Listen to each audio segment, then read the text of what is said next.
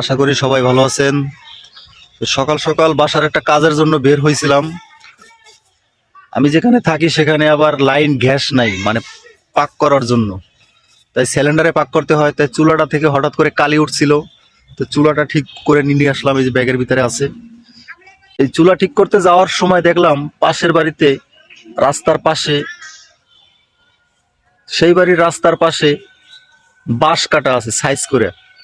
আবার দেখলাম অনেক মানুষও আছে, তো ভাবলাম হয়তো কোনো দুর্ঘটনা, হয়তো আমি ফার্স্ট টাইম ভাবছিলাম হয়তো কোনো অনুষ্ঠান।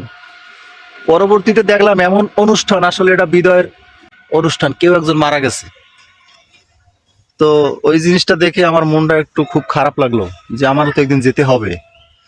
তো এই দুনিয়া থেকে চলে যাওয়ার চিন্তাটা যার মাথায় থাকে, আমি মনে করি ওই ব্যক্তি খারাপ কাজ করতে পারে না। আর যাই করুক, খারাপ কাজ করতে পারে না। যার মাথায় থাকে যে আমার এই দুনিয়া থেকে চলে যেতে হবে, এই দুনিয়ায় আমি থাকতে পারবো না, এরকম চিন্তা ভাবনা যার মাথায় থাকে, সে খারাপ কাজ করতে পারে না। আর যাই করুক, খারাপ কাজ করতে পারে না। এটাই আমার কথা। সবাই ভালো থাকবেন।